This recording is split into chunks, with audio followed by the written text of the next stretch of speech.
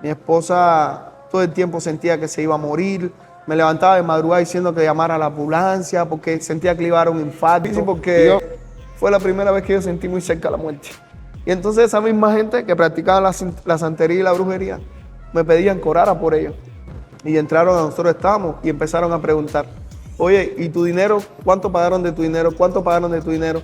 Y a la mayoría que habían pagado poco, los pegaron contra la pared, uno por uno, y los empezaron a tablear.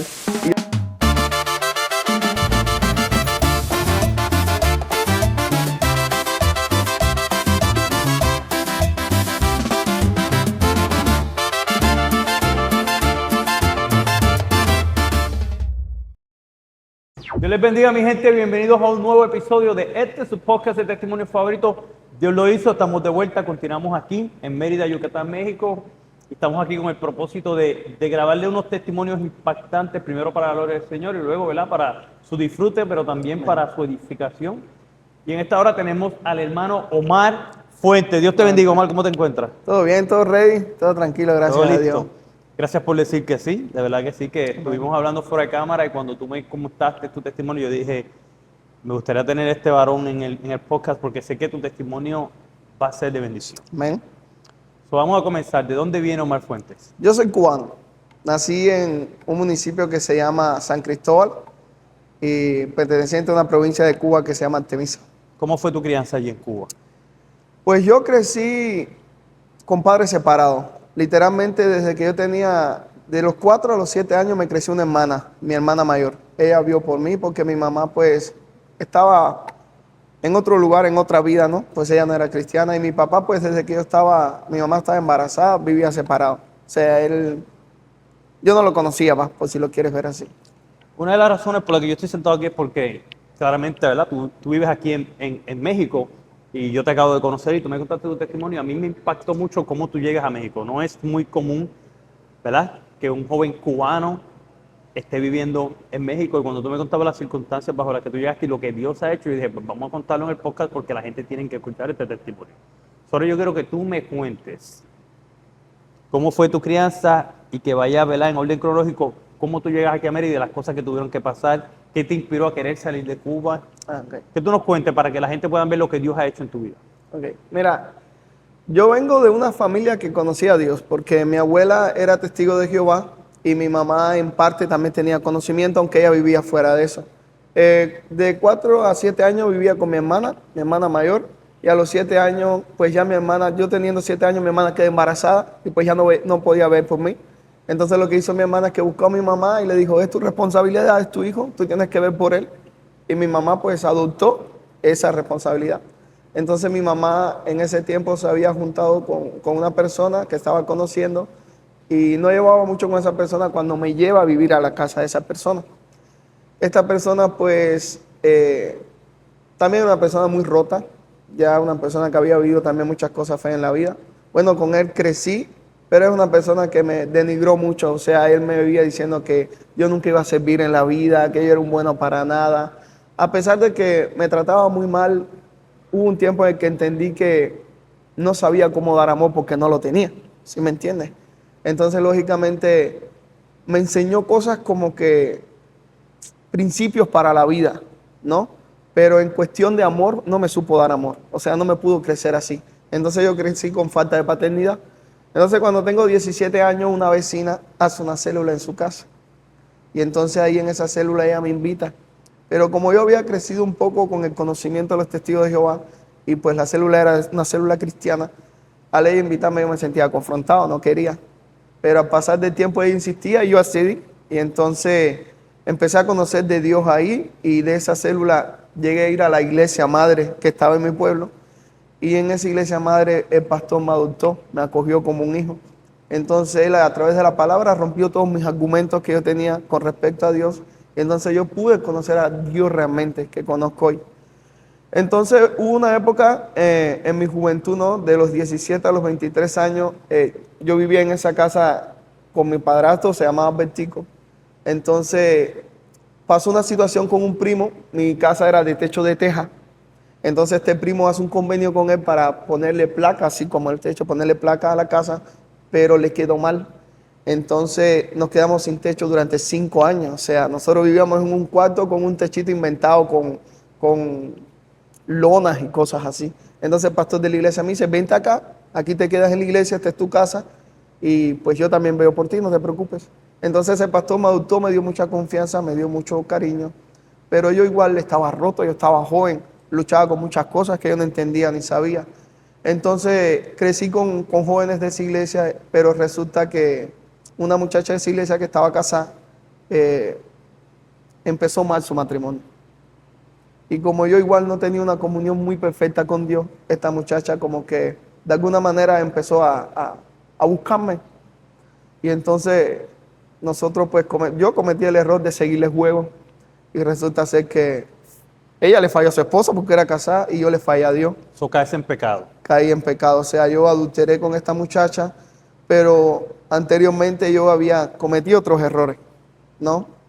También con un problema con cuestión de mujeres. Pero yo vuelvo y te repito, estaba joven, yo no entendía muchas cosas. Pero el pastor, de hecho, en las ocasiones anteriores en las que yo había fallado, el pastor me había perdonado el hecho de que yo fallara, como que lo entendía, pero no dejó de aconsejarme, decirme, aléjate de ahí, no vuelvas ahí. Pero pues la verdad es que yo no lo pude lograr. Y ya cuando me pasó esto con esta muchacha, el pastor toma la decisión de que yo pase un tiempo de restauración, pero me aleja de la iglesia. Entonces había otro pastor muy amigo de él y él como que le pidió que me acogiera, que me adoptara. Entonces para mí fue un golpe muy fuerte porque la iglesia en la que yo estaba era la iglesia que yo amaba. Ahí crecí. Y entonces eso hizo que yo cayera en depresión. Y en ese tiempo de depresión, que fue durante 3 meses, un hermano mío, que era el hermano que le sigue después de mi hermana mayor, él quería salir de Cuba. Entonces él habló conmigo y me dijo, oye, si sabes de algo, de alguien que tenga usted buscando la manera de salir también de acá, que conozca contactos que nos ayuden a salir, házmelo saber. Entonces pues era un hermano que yo quería mucho y yo entonces empecé a averiguar de ese mundo de cómo salir de Cuba, de lo de las salidas ilegales, porque allá es ilegal salir por el mar. Y entonces yo le empecé a averiguar y de hecho le conseguí una oportunidad, pero él la perdió. Entonces yo después me puse a pensar, no, si él tiene esa idea, ¿por qué yo no la tendría también? Porque yo también quiero esa oportunidad. Y entonces como que dejé de ayudarlo a él y yo me enfoqué en mí. Empecé a buscar yo cómo salir de Cuba. Entonces, después de ese tiempo, un primo mío muy cercano se va, logra salir de Cuba. Y después de los 2 años que él se va, yo como que insistí aún más en esa idea. Y hablé con mi primo y él me dijo, si tú lo logras, yo te ayudo. O sea, yo te ayudo con el dinero para que tú puedas salir de donde estés y todo eso. Bueno, la cuestión fue que yo intenté salir de Cuba como 15 veces. Como 5 veces me agarró la policía de Cuba. Una semana estuve preso y porque allá como es salir ilegal no es algo tan grave, a veces te retienen 2, 3 días, depende de lo que hagas, ¿no? A mí me retuvieron una semana. Ya en el último intento que hice, pues lo logré y llegué a Cancún. Déjame pararte un momento porque quiero que me cuentes algo. ¿Qué pasó algo pasó con un hermano tuyo que trató de salir? Que me habías Sí, contado. sí, sí. Cuéntame sobre eso para luego pasar a donde Ok. tú sales. Este hermano mío, que fue el que comenté anteriormente, que fue el que me pidió que le ayudara a salir, yo estando ya acá, él siguió con esa idea, pero mi hermano, yo salí en una lancha rápida. Él salió, en Cuba se le dice invento, es una lancha hecha por ellos mismos a como puedan, con la madera que puedan, a veces con tanques de eso, allá le decimos de basura, que son de zinc, a veces refuerzan la lancha con los tanques de zinc para que pueda flotar, no se hunda. La cuestión fue que mi hermano salió en una lancha así y esta lancha se vira ya estando lejos de Cuba. Entonces, él era salvavidas, él sabía nada muy bien, pero la cuestión es que con mi hermano sale mi cuñado. Y entonces mi cuñado, según nos cuentan las personas que sobrevivieron en esa tragedia, él estaba muy deteriorado, o sea, no estaban comiendo bien, porque ellos estuvieron escondidos una semana en el monte, cerca de la playa, haciendo la lancha. Entonces, cuando la lancha se vira, que todos empiezan a nadar, según cuentan los que sobrevivieron, alguien le dice a mi hermano, oye, tu cuñado se quedó atrás. Entonces dicen que cuando mi hermano voltea, ve que mi cuñado se está ahogando, entonces él va a ayudarlo. Pero que cuando él regresa, los demás lo empezaron a buscar a los dos, entonces ya no estaba ni uno ni el otro. O sea, ya los dos como que se habían perdido ya. Entonces ya cuando estas personas llegan a la orilla, avisan a las autoridades, van a ayudarle a la policía, a las ambulancias, Mi familia empieza a moverse por los hospitales y en que empiezan a averiguar con las personas es cuando le cuentan esto. Entonces, todo pasó ese día y ya va a ser casi 4 años que mi hermano no aparece. Entonces, ya nosotros pues, siempre hay la esperanza, ese deseo de decir está en algún lugar, en alguna isla, ¿no? Pero pues ya nosotros también lo dimos como por muerto, ¿no? Porque pues no es la primera vez que pasa ese tipo de casos. Entonces tú logras salir de Cuba. ¿En tu intento número qué? 15. So, después de haberlo tratado 14 veces, en esa vez número 15 sales de Cuba. Excelente. Vamos de ahí hacia adelante, cuéntame. Bueno, mira, cuando yo llegué aquí a México, lógicamente yo llegué con coyotes. Los coyotes eran cubanos. Entonces estas personas, antes de tú salir de Cuba, ellos llamaban a un líder porque tenían un guía que era el que reunía a la gente. Y ellos llamaban y advertían, oye, el que no tenga dinero para pagar el viaje, que no venga. ¿Ok? Porque nosotros sí corremos el riesgo de que cuando los vayamos a buscar, nos pueda agarrar la policía. Y nosotros, la verdad, esto es nuestro negocio y si no hay dinero, pues actuamos de otras maneras. Entonces, como yo estaba sujetado a la palabra de mi primo que me dijo, yo te ayudo, pues yo me lancé. Entonces, cuando nosotros nos echamos 11 horas de viaje, desde el lugar donde salimos de Cuba, que se llama Las Cadenas, cerca de la provincia de Pinar del Río, hasta llegar a Cancún nos echamos 11 horas de viaje. Llegamos en la madrugada cerca de un puerto, estuvimos 1 hora estacionados en el mar y la policía, había una policía, una patrulla de policía que estaba coordinado con esa gente, les hizo la señal de que ya podíamos entrar al puerto. Cuando entramos al puerto, nos remolcaron la lancha, nos metieron en una vans y nos llevaron directo a una bodega. La bodega era de 2 pisos. Cuando nosotros llegamos a la bodega, entrando por la puerta, hacía que te quitaran los zapatos, los calcetines, el cinturón, tu identificación. Solo te dejaban con la ropa que tenías puesta y sin zapatos y todo. Entonces resulta ser que ya ese mismo día nos suben para el segundo piso y cuando nosotros llegamos al segundo piso había más de 100 inmigrantes ahí arriba. Pero los tenían como que encarcelados literalmente. O sea, ellos tenían una reja con un candado puesto. Entonces cuando nosotros subimos, empiezan a aparecer varios cubanos de esos que nos trajeron y empiezan a preguntarnos, bueno, ¿quién va a pagar tu dinero? ¿Quién va a pagar tu dinero? ¿Quién va a pagar tu dinero? Unos decían, el papá, que la tía, que el primo, pero resulta ser que mucha gente de esa gente que vinieron conmigo no contaban con nadie y ellos no lo dijeron. Entonces cuando llegaron, no, que mi tía va a pagar, ¿tienes el número de tu tía? Sí. Entonces llamaban a la tía y la tía le decía, yo no le mandé que viniera, yo nunca le dije que viniera. Y esa gente oyendo eso en automático se aparecían 5 o 6 y te agarraban ahí mismo, como decimos acá, trancazo. Entonces yo pude escuchar testimonios Sí, de... los agolpeaban, Sí, automáticamente te golpeaban. bien feo. De hecho, esa gente tenía una tabla, era una madera así de este alto y de este grueso, y con esa tabla, cuando ellos escuchaban cosas así como que tu familia no iba a pagar el dinero o algo así, lo que hacía era que te desnudaban, te pegaban contra la pared de espalda y te empezaban a tablear. Así literal. Entonces fue muy feo porque escuchabas hasta los papás. Yo escuché en una ocasión a un papá decirle a esa gente que mataran a su hijo porque no lo mandó a que cruzara. Entonces sí fueron cosas muy fuertes. La ventaja mía fue que el primer día que yo llegué mi primo respondió y dijo que sí, que él iba a cumplir su palabra, que él iba a mandar el dinero, pero se demoró mucho mi primo. Mi primo se demoró para depositar todo el dinero como 1 mes y medio. Entonces, ¿qué hicieron esa gente? Ya cuando pasaron 15 días, dividieron a los que ya habían pagado, a los que no habían pagado nada y a los que habían pagado algo. Entonces, yo era de los que había pagado algo. Me metieron entonces a mí y como a 10 más en un cuarto, herméticamente cerrado solo con la puerta por donde metían la comida, literalmente. Y conmigo ahí habían santeros, habían babalaos, que es una religión que se practica en Cuba, que tiene que ver con la brujería. Y yo la verdad hubo un momento en que me resigné. Y yo le dije a Dios, Señor, si esta es mi hora y mi momento, lo único que te pido es perdón por todas las cosas malas que yo haya hecho. Y fue difícil, sí, fue difícil. Fue difícil porque fue la primera vez que yo sentí muy cerca la muerte. Y entonces le dije a Dios, pues yo confío en ti. Y yo sé que tú me perdonaste y que tú me vas a recibir allí cuando yo no esté acá. Y entonces esa misma gente que practicaba la santería y la brujería, me pedían que orara por ellos. Oh, wow. Entonces hicimos un círculo, hacíamos un círculo todas las noches y nosotros orábamos ahí y le pedíamos a Dios que nos ayudara. Y resulta que pasó algo muy maravilloso, porque esas personas no te perdonaban si tú no pagabas el dinero. O sea, o a ellos le pagaban o ellos te mataban. Entonces resulta que ellos tenían 2 casas de seguridad. En una estaba yo y en otra casa había otro grupo más grande. Pero la policía les agarró esa casa de seguridad. Entonces lo que pasó es que ellos se paniquearon y entonces una de las personas que nos atendía, que nos llevaba la comida, nos dijo, creo que los van a soltar porque pasó esta situación y creo que ellos ya no van a poder con todos ustedes. Y entonces así mismo fue, como a los 2 días de habernos dicho eso, empezaron a repartir a la gente. Pero antes de que nos sacaran de ahí, llegó otra embarcación y a nosotros nos tocó, de hecho, esta parte está muy fuerte. Cuando llegó esa embarcación, metieron a otro muchacho al cuarto que nosotros estábamos. Y con ese muchacho entraron 5 más. Y a él sí se lo agarraron bien feo. Con palos de escoba, le metieron corriente, le daban corrientazos. Nosotros vimos cómo se orinaba por la cantidad de corriente que le daban. Hubo un momento también que un día se aparecieron 4 de ellos y entraron a nosotros estábamos y empezaron a preguntar, oye, ¿y tu dinero? ¿Cuánto pagaron de tu dinero? ¿Cuánto pagaron de tu dinero? Unos decían, no, ya yo pagué 3,000, yo pagué 1,000.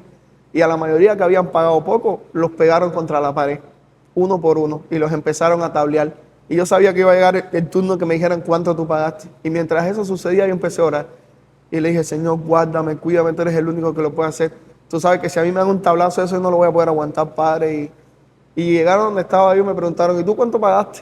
Y yo le dije, $4,000 tengo pagado. Y me dijeron, ponte pila, porque mañana vamos a ir de nuevo a preguntar y hace falta que hayan depositado algo ya por ti. Y resulta ser que así fue. Como a los 3 días me mandaron a llamar de nuevo, me bajaron a la planta de abajo y empezaron a llamar a mi primo y mi primo no contestaba. Y uno de ellos me dijo, mirándome así fijamente a los ojos, me dijo, si volvemos a llamar a tu primo y tu primo no contesta, aquí mismo te vamos a agarrar. Y yo empecé a orar de nuevo y mi primo agarró el teléfono. Y les dijo, bueno, sí, yo ahorita les voy a depositar $1,000, que no sé qué cosa. Y resulta ser que mi primo sí depositó el dinero. Y después de eso fue que pasó lo de la casa de seguridad que agarraron, la policía. Y ya después, como a los 3 días, nos empezaron a soltar. Y esa parte también estuvo bien fea, pero Dios obró maravillosamente. Porque cuando nos soltaron de madrugada en Cancún, sin zapatos. Yo andaba sin zapatos. Yo llevaba un pantalón que hice short. De hecho, en ese tiempo que estuve ahí, a mí sí me tocó que me golpearan. Entre 7 personas me golpearon.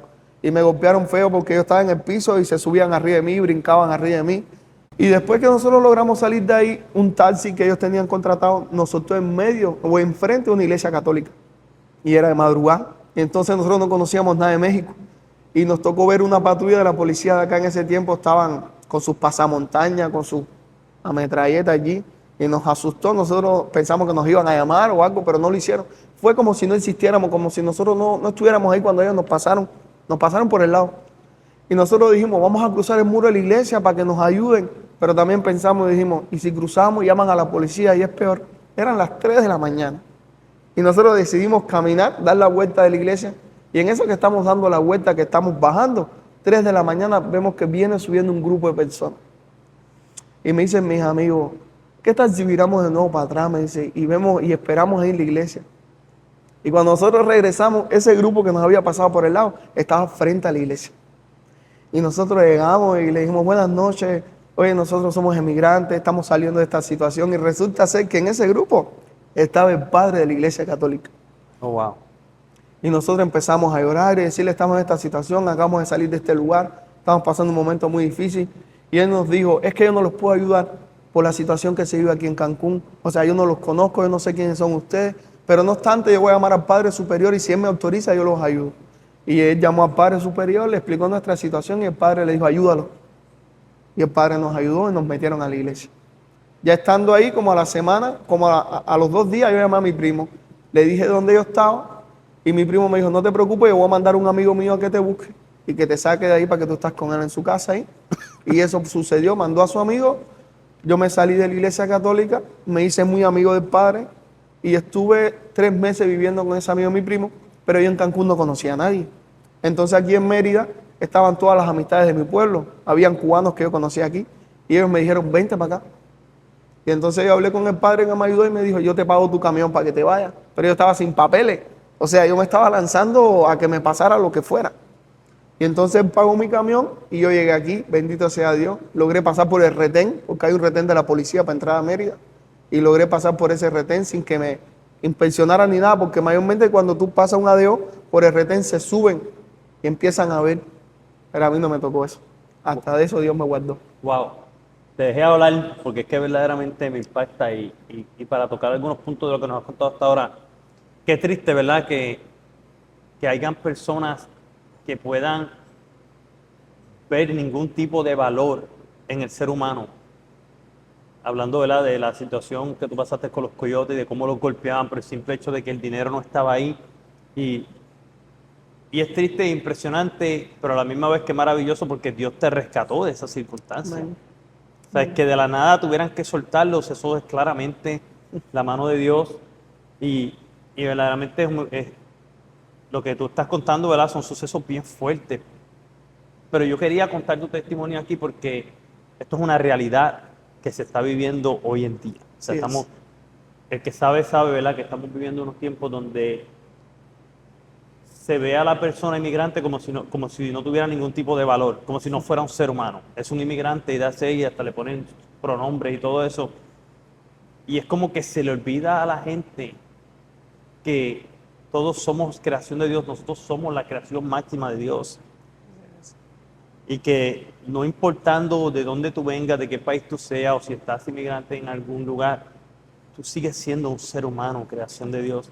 Y verdaderamente, yo quería que la gente pueda ver y que podamos ser recordados del verdadero amor de Dios y de recordarnos que Dios nos ve a todos. Amén. Al que puede que esté legal en un país igual como el que esté ilegal, delante de los hijos de los ojos de Dios, todos somos su creación, su máxima creación. Amén.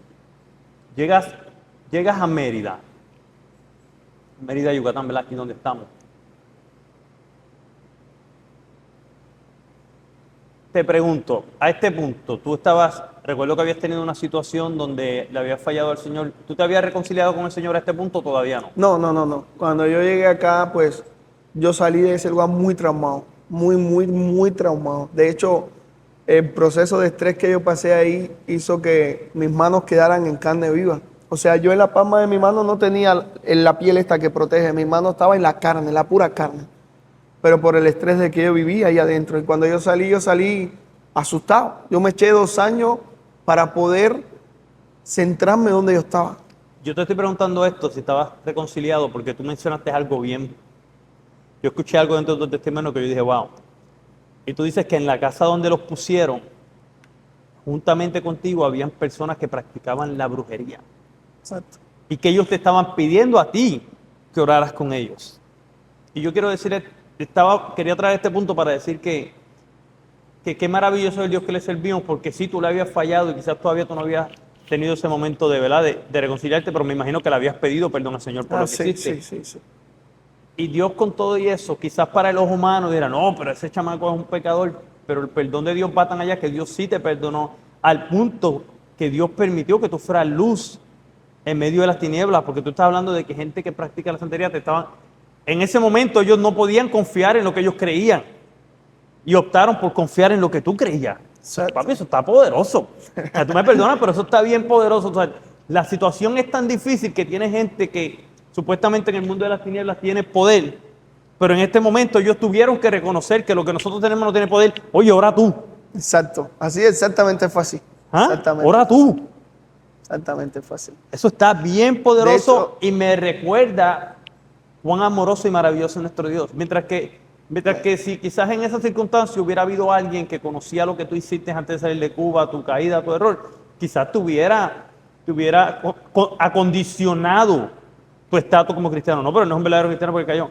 Pero Dios, conociendo que tú sí te habías humillado y que habías pedido perdón y que aunque no estabas reconciliado con el Señor, pero que habías pedido perdón por lo que hiciste, optó por hacerte luz en medio de las tinieblas. Amén. Eso está maravilloso para mí. Sí, está duro. So, llegas aquí a Mérida.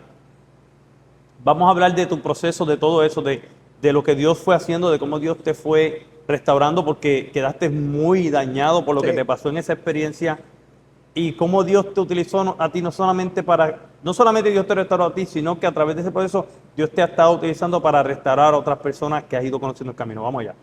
Mira, cuando yo llegué aquí a Mérida, me recibió un amigo, otro cubano, y ya con él me buscó donde rentar, donde hospedarme. Ahí en el lugar donde yo rentaba me eché 3 semanas solo. Y en esas 3 semanas yo me acuerdo que yo le oré a Dios y le dije, Señor, yo no quiero estar solo porque yo no quiero fallarte. Yo no quiero empezar una relación que quizás no me aleje más de ti en vez de acercarme, ¿no? Entonces, en ese entonces, yo intenté una relación con una muchacha, pero esta muchacha tenía una cuestión de que ella estaba casada, pero la persona con la que ella estaba casada no era un casamiento legal de una relación que vivían juntos, más bien fue un negocio.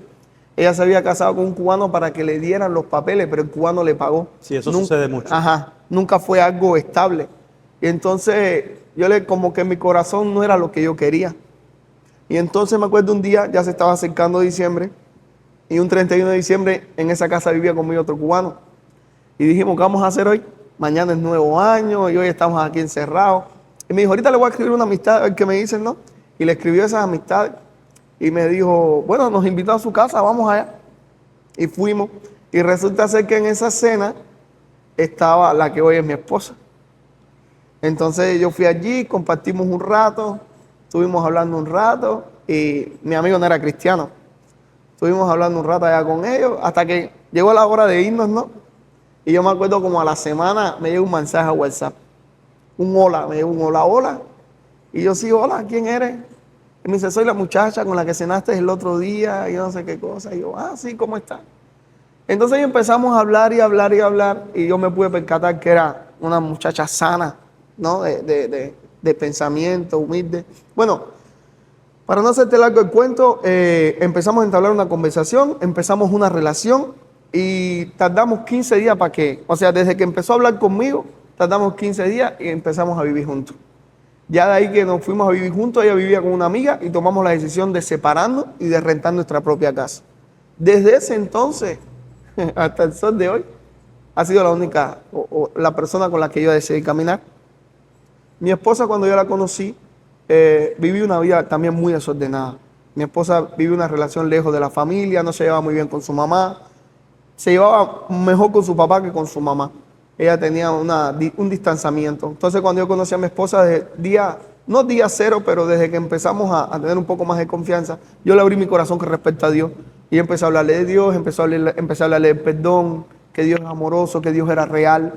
Mi esposa, gracias a Dios, empieza a oír muchas de las cosas de las que yo le hablaba, y eso empezó creando un acercamiento a su mamá.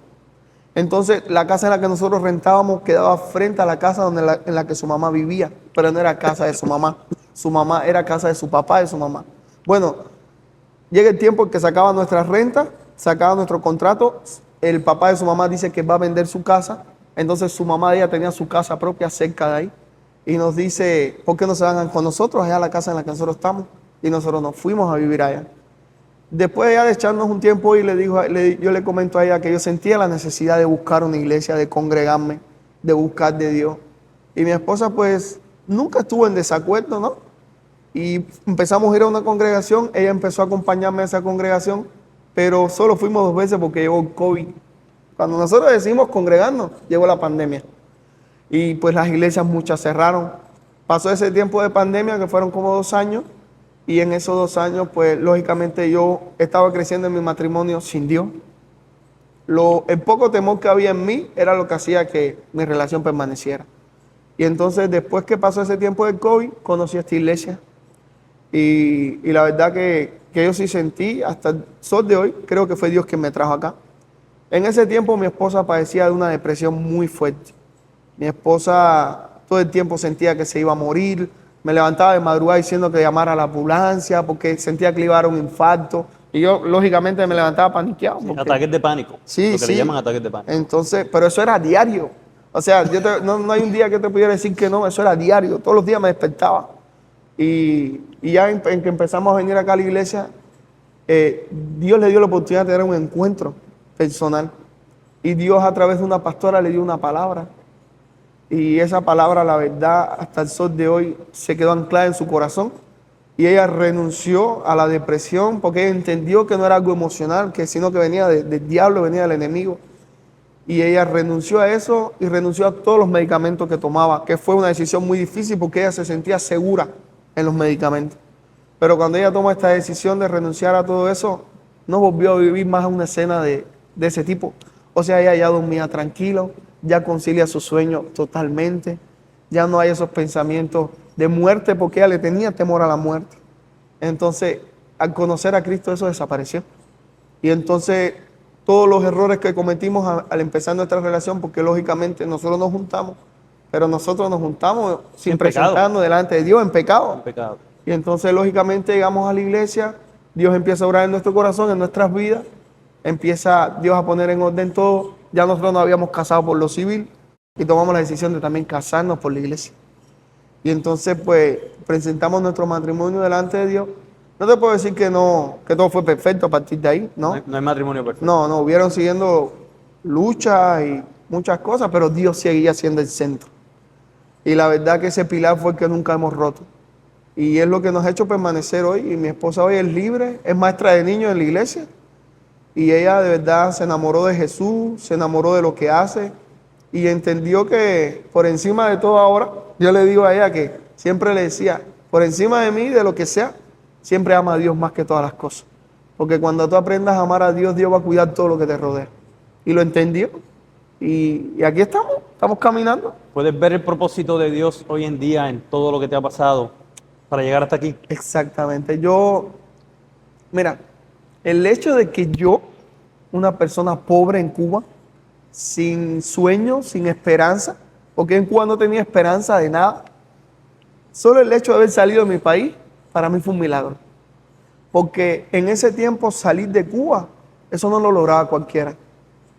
Salir de Cuba de esa manera era un sueño. Para mí era un sueño. Y Dios lo hizo realidad. Dios lo hizo realidad. Ese fue el primer milagro. O sea, el verme en otro país, con otra identidad.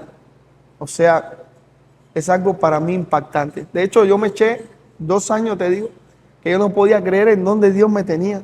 O sea, yo decía México y para mí en mi cabeza todavía era como que no lo aceptaba, ¿no?